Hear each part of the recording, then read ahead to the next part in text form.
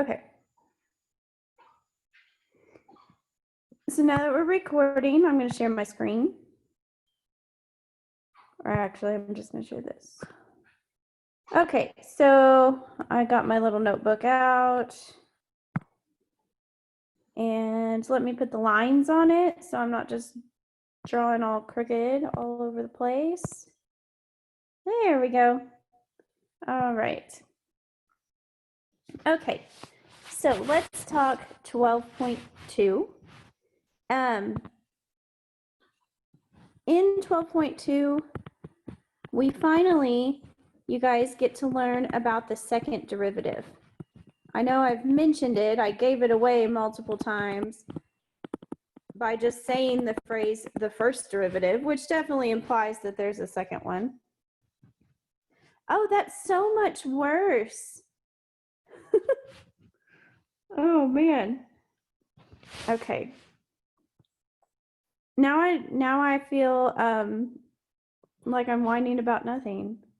Flipping your motorcycle is definitely worse than what I did. I hope you are all right.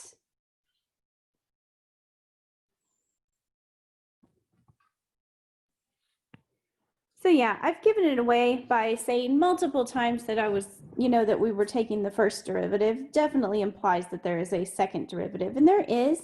And you guys, the second derivative is really easy to find. Let me show you what we're going to do.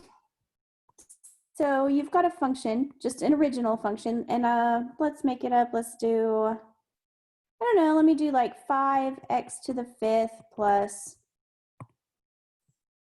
oh, hold on.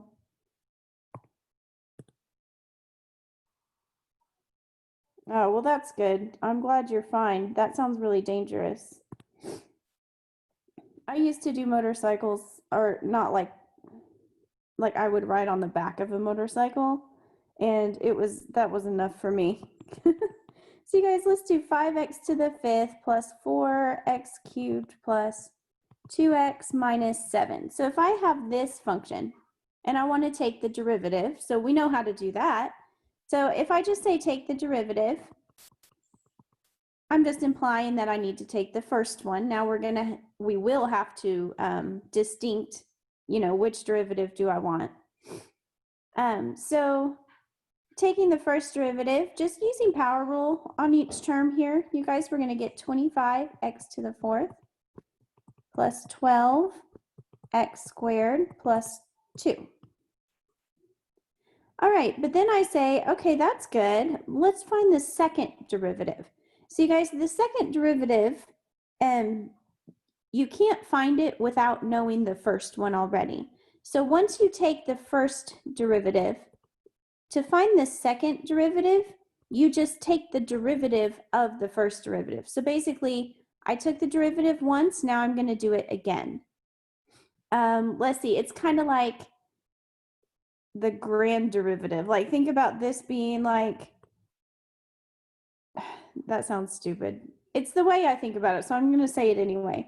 Like, think about, you start with this, and then this function has a kid, and it's the derivative, and then this one has its own derivative, so it's like the grand derivative. I know that sounds stupid while I'm saying it out loud. It always helps me remember how to find it, I guess. So anyway, you guys, the second derivative when we take it, so remember we have the little tick mark that says we're taking the derivative. Well, the second derivative gets 2 of them. So it looks like this. And again, all I do is I look at the first derivative and I take the derivative of that. So 4 times 25, we get 100 x cubed plus 24x, and then the 2 will go away, and this is the second derivative. So it's really not hard. It's just, if I can take the derivative once, I just do it again. And I get this second derivative. So ways it can look, you guys, we could have, like I said here with the 2 apostrophes or tick marks or whatever you want to call that. If we're in the y, if it's just a y equals situation, same thing there, you just get 2. Remember, when we had a first derivative, we don't use it very much, but this was one version of the first derivative. If it said find dy dx, that was saying take the derivative. The second has a version like that too. There's just a 2 in some random places, or they're not random, but you guys, that's what the second derivative would look like in that fraction form.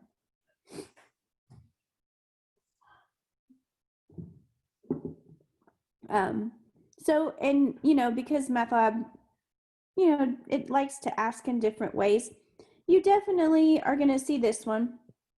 Definitely see this one, and it's a definite possibility that you'll see this one too. So you'll have to know that that's the second, but it's real easy because it's got the 2 there and there. So you guys, you might wonder, you got the first derivative and you just take the derivative again to get the second. You guys, you can keep going. You guys, you can, the derivative, you can just keep taking it and taking it and taking it forever if you want to. Let me show you. So let's go back to the function we have. This was our second derivative. Knowing what I know now, how do you think I would find the third derivative? Well, I would just take the derivative of the second. It would get 3 marks. And you would just, like I said, go from the second, take the derivative of that. So it would get 300x squared plus 24. And there's the third derivative of the problem. You could take the fourth derivative, and there are not a lot of times where you're going to have to take more than the second, but I do want to show you what they look like, at least down to the fourth or fifth. So you guys, once you get to the fourth, can you imagine if we just kept adding a little tick mark? That would get crazy, right? So once you get to the 4, we write it like this. So if it's anything higher than the third, you just write the number up there in parentheses, and that says, okay, that's the fourth derivative. So the fourth derivative, going from the third, we would get 600x, and then that plus 24 is gone. So notice we're kind of losing terms as we go, and that's how it works. Also notice, you guys, the first derivative, highest power was 5. The original function was. The first derivative was 4. The second derivative, we were down to cubed. Third derivative, we're down to squared. Fourth derivative, we're down to the first power. Let's see what happens when I take the fifth. You guys, we could do this all day, except it is going to stop at a point. You guys, the fifth derivative would just be 600, just be a constant number. But I could keep going if I wanted to. The sixth derivative. So let's put a 6 there. You guys, because the fifth derivative is just a constant, the sixth would just be 0 because it just disappears. But you guys, just because it's 0 there doesn't mean it doesn't exist. You guys, if I took the 7th,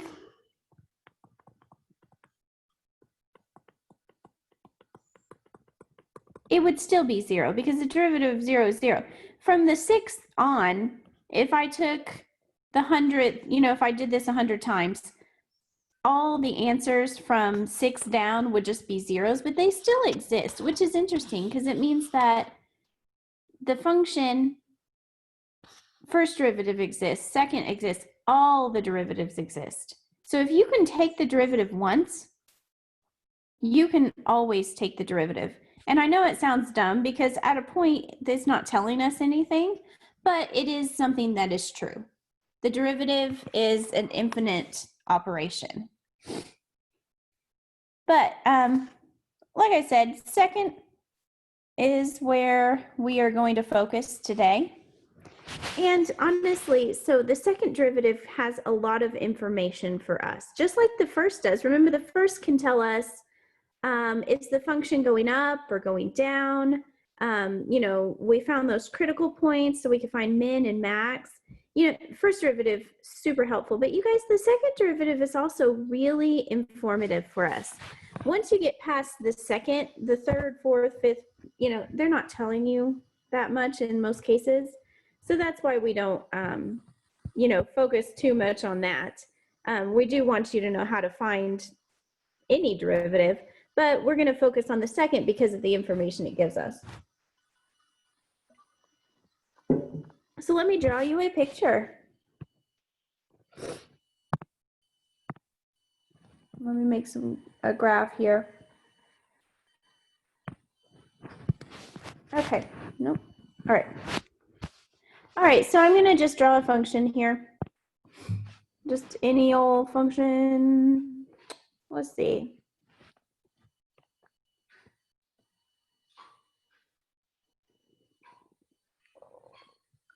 Okay. So on this function, let's think about what I did in 12.1 and think about what the first derivative will tell me.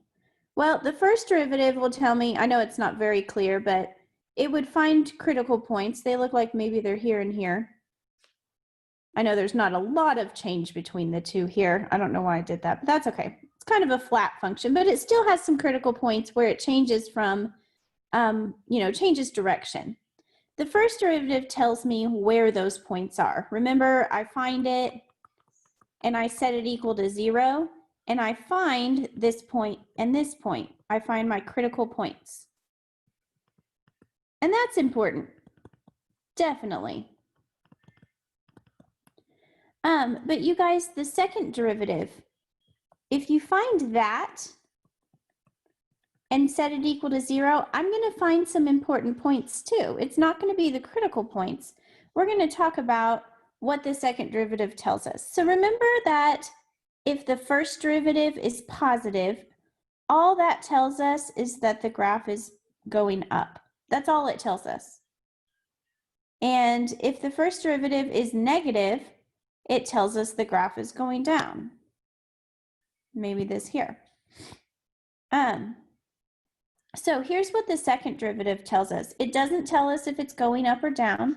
What the second derivative tells us is if the graph is concave up or down.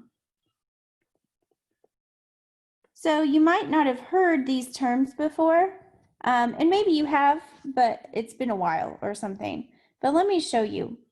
You guys, this area of the graph, let's start here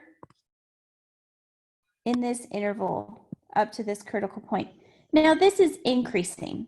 So just knowing what I know, I'd say, well, if I did take the derivative at any of these points, it would be positive because this graph is increasing here. But if you take the second derivative, what we would find was that the second derivative here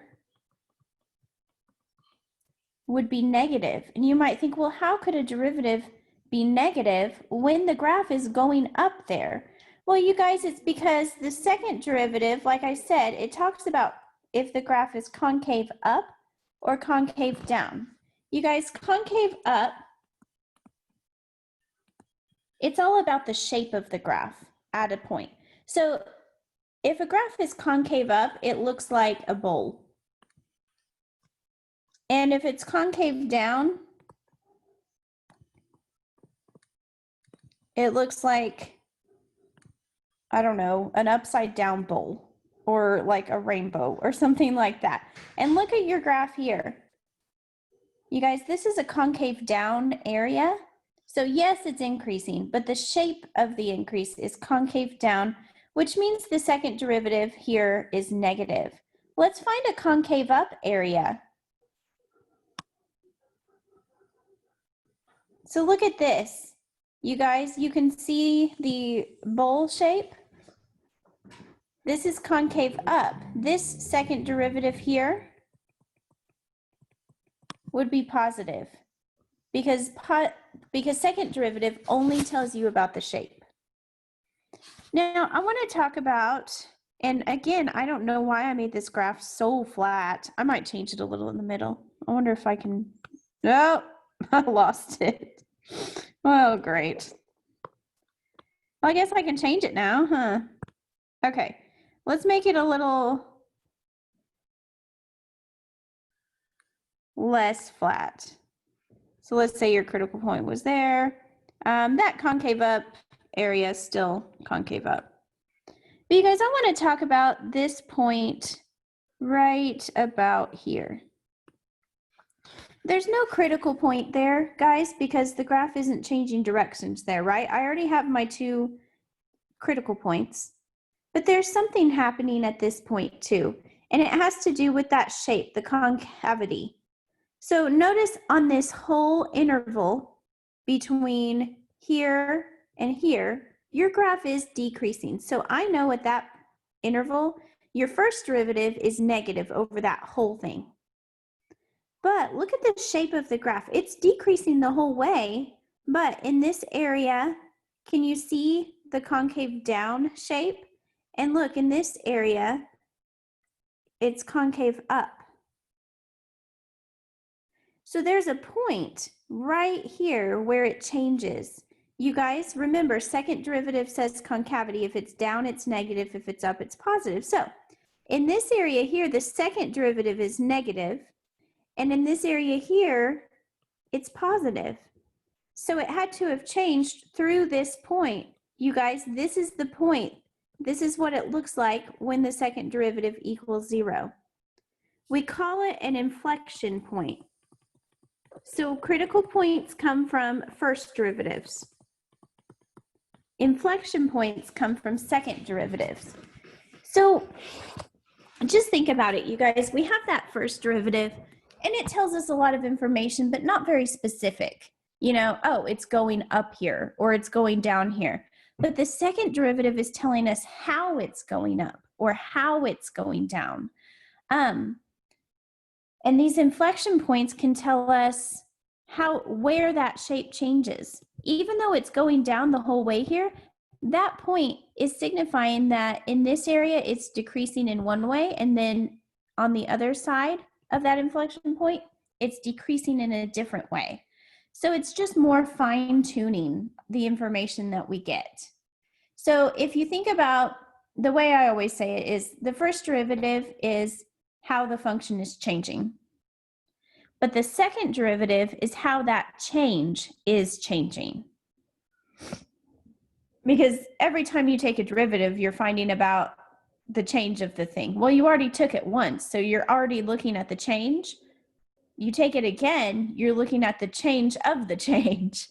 And I don't want you to get confused about it, but that is what's happening. We're just finding out more detailed information about how the function changes. So you might wonder what the importance of knowing the shape is. You know, concave up, concave down. You know, why do I need to know this? Well, let me give you 2 examples. So let's say you are analyzing, I don't know, a stock price or something. You're analyzing something that you want to predict what's going to happen in the future, or maybe you have to make a decision about how this thing is performing to know if you want to get in on it or not. Let me give you 2 examples. Let's say that you model some, like I said, like a stock price or something like that. And it looks like this when you model it with the best possible equation mathematically. And then there's another one, and it looks more like this. So notice they're both increasing, which is good news, right? You say, okay, well, they're both trending up. I like that. You know, so which one? Maybe you can only pick one. And the question is, which one do you choose? So first of all, they're both increasing, which means, sure, you could take the first derivative. All it's going to tell you is that they're both increasing. So I'm like, okay, well, that's not very helpful. I can see that. But if I take the second derivative, that's going to help more. Because remember what the second derivative tells us. You guys, let's look at this blue one. If you took the second derivative of this function anywhere, it would be positive. Because look, this graph is concave up throughout. Yes? I mean, it looks like it to me. So you guys, if the second derivative is positive and we have that concave up, you guys, concave up is what you want if you want something to grow. Because look, it's increasing, and the concavity being this bowl shape here means that as it goes along, so as you go along point to point, it's not only increasing, but the further out you go, the faster it increases. That's what concave up tells us, guys. Yeah, it's increasing, and as you go, it keeps getting faster on its increase. At a point, this one's going to almost go straight up. You know it from the shape. But let's look at the other. Let's look at the green. The green, it is an increasing function, right? It is getting bigger. But you guys, how is it increasing? It's concave down, and that's a problem. So if you took the second derivative of this function, you would find it to be negative, and that's a problem because while this graph is increasing, notice like from here to here, I'm like, oh, okay, that's a pretty nice increase, but as you continue, the increase gets less and less. So it's increasing at a decreasing rate. So notice, if you were to fill this in, it would get to a point where it was almost just flat. And you guys, when a stock price or like a trend or whatever you're tracking, if it starts being concave down, there's a way better chance that at some point it's not just going to go flat, it's going to go down. You guys, that is a bad predictor, or it's a good predictor, but it's a predictor of something bad happening soon. Let me give you another example. Let's pretend this isn't on the negative side of the graph. Now, both of these graphs, notice the whole thing was concave down or the whole thing was concave up. But what if you're looking at something like this? So let me ask you, would you want to get in? Maybe this is a company's, I don't know, guys, you know I'm not businessy. Like maybe it's their profits or something. I know that sounds stupid. Anyway, maybe you're looking to invest. You guys, let's think about the shapes. Here's a concave up shape. Here's a concave down shape. It has both. You guys, you always want to get in on concave up, right? Because not only is it increasing, but the increase is getting faster. Like it's increasing more and more as you go. And you're like, awesome. You guys, there's a point here where it changes. Remember, we could find this point if we had the equation. We would just have to set the second derivative equal to 0. You guys, this one has an inflection point. And I have to concern myself with that because look what happens after the inflection point. Now we're concave down. Now, while I'm still increasing, the increase is slower. And as I keep going, it gets slower and slower. And again, if it starts to flatten off, there's a chance that it could go the other direction. So you guys, and you might have heard of a point like this, but you guys, when you're looking at something like this, where it's like, okay, this is the time to get in, but at a certain point, you want to get out because your increases are getting less and less. You guys, this is what we would call a point of diminishing returns.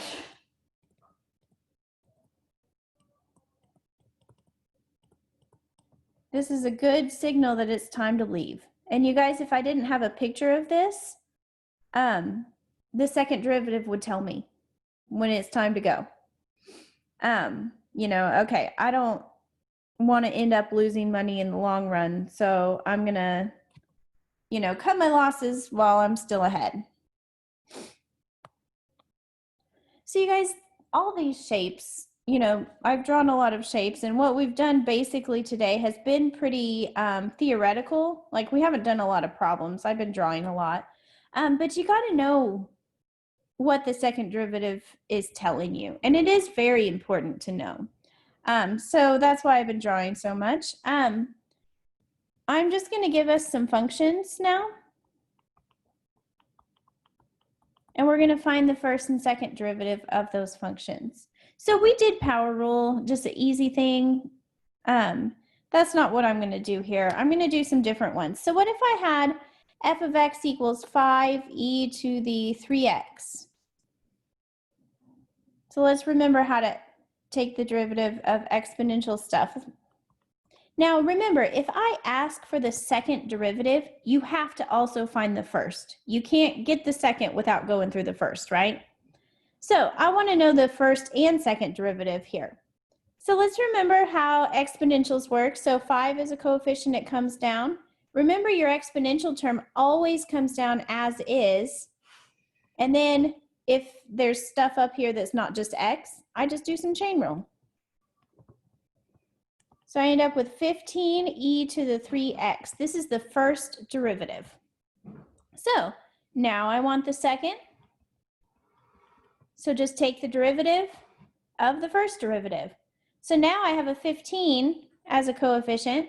You guys still bringing that e to the 3x straight down as is.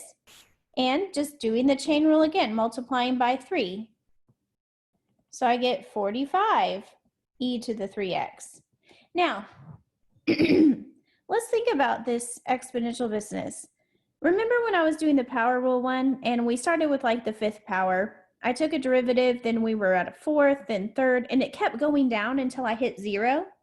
You guys, exponential is a case where you could take as many derivatives as you want. There's always going to be an e in the problem. You guys, this is an infinite thing, right? You take the 75th derivative, it's still going to have e to the 3x in it. It's not diminishing down to 0 like the power rule ones did. So that might be an example where multiple derivatives are taken, you know, because the exponential term's not going anywhere. But no, this is the second derivative of that. What if I want you to find the second derivative at a value? Let's find the second derivative evaluated at 0. So if I had this, you guys just make sure you're putting it into the second derivative. So it would be 45 times e to the 3 times 0,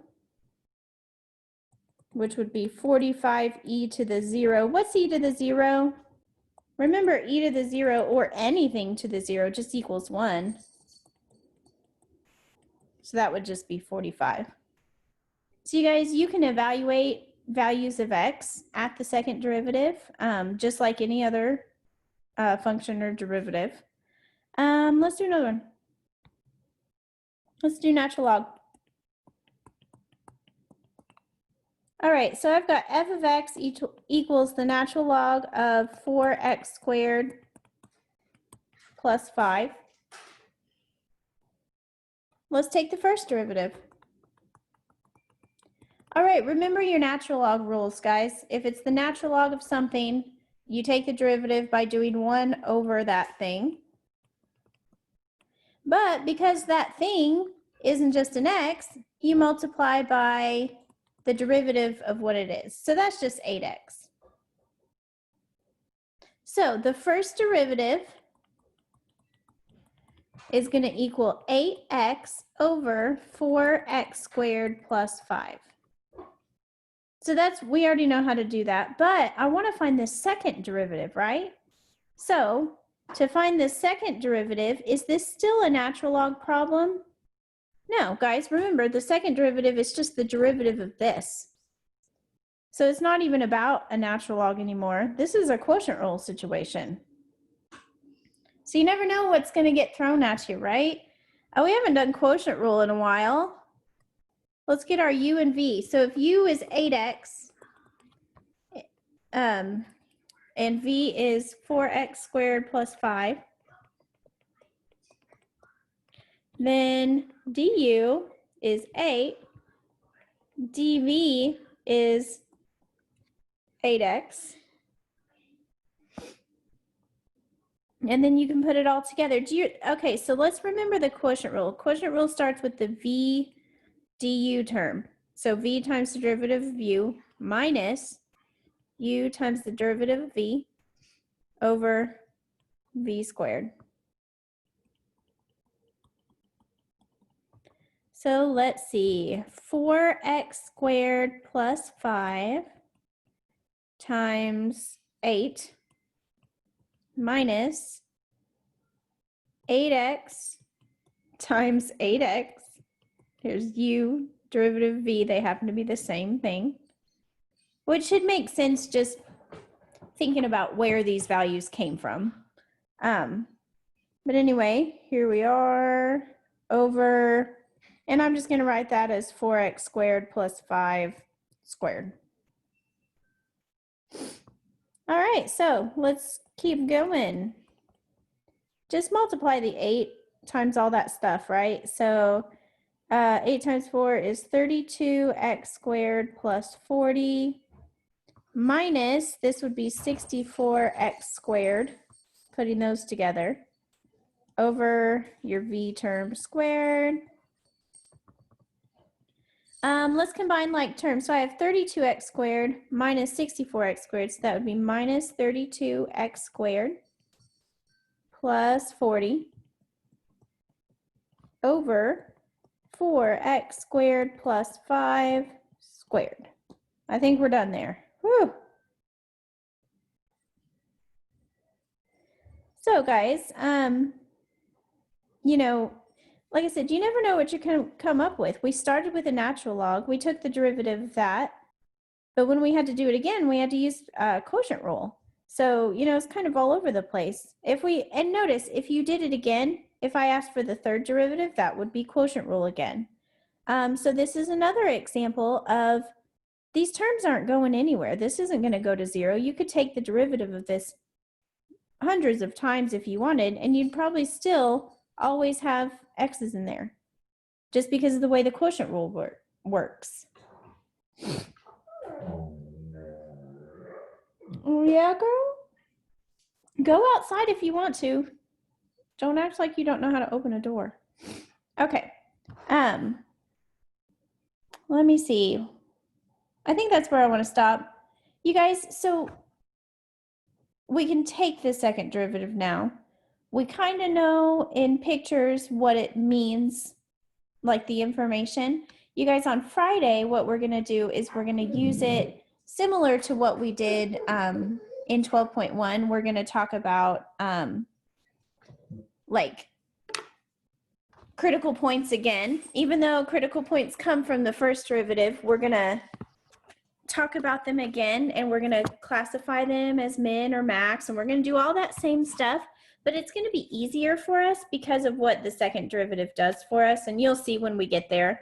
But yeah, so we're still working in second derivative on Friday. We're just going to do some more stuff with it. I'm going to put up some homework, but because we won't be able to finish, you know what I'm going to do? I know okay.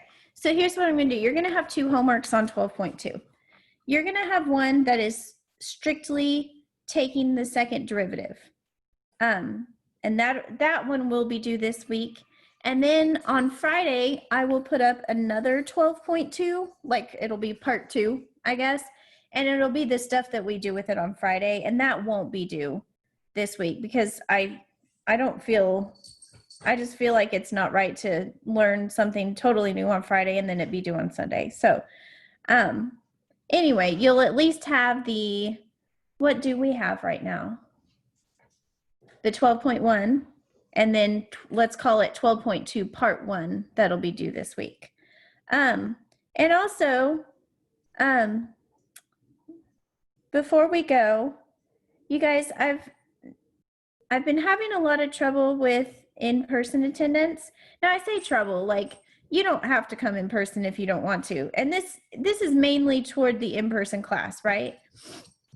Obviously the extended class, you don't have a choice.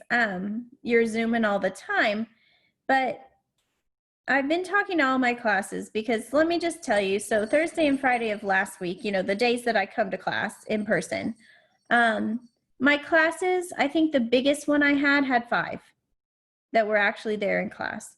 And, you know, while that doesn't bother me, it's also not super beneficial for me either. You know, it's hard to come up and then there's only, in some cases, 1 or 2 people actually there in person. And I don't want to make this sound like, oh, I'm just so disappointed and blah, blah, blah. That's not what this is about. I know that if you're not in person, you're probably Zooming in, or if you're not Zooming in or in person, I'm recording these. So, you know, I know there's a lot of different ways to get the information, and that's okay. That's how I want it. Just with that being said, if I'm going to be coming to campus to teach our class on Fridays, I just want to make sure that people are going to be there to listen, you know, like a good number of people. If being in person is not important to you, like if you're an in-person student and you've felt like you get just as much from Zooming in as you do from, you know, being in class, let me know that. That's something that's definitely good information for me to know. I've been really worried, you know, since, you know, with the kids' school and stuff, and it's like I can't be there all the time, and I'm, you know, that's what you signed up for, was in-person class. So I felt really bad about it, you know, and I want to get up there and be in person with you guys as much as possible. So it's like, I'm glad that I don't have to feel bad about it, that you don't feel like you're missing that much. I don't know. I guess there's just a little bit of frustration, you guys. I don't want to come up for nobody or for a handful of people. I want to be there for you, definitely.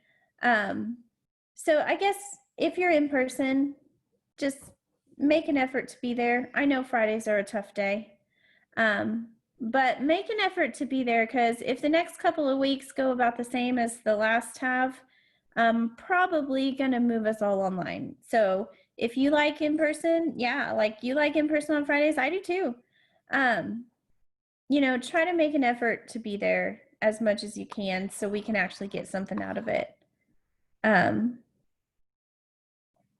Yeah, we'll see how Friday goes this Friday, and hopefully it'll be better.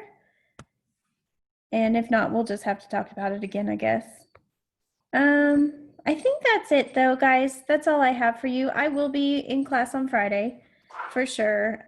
But like I said, if you're an in-person person and you want to stay that way, or you want me to stay that way, you better get there, okay? Yesterday in one of my classes, somebody was saying that like 2 of their other professors have already just sent their classes online for who knows what reason. I mean, I guess I do have the choice. I just never thought, I mean, I don't want to just be like, no, we're all online, you know, like that just seems a little flippant. So I want to hear from you guys about it. If you have a strong opinion either way, let me know. All right, guys, I think that's it then. So I'll be in class on Friday. If you're an in-person student, hopefully I will see you there.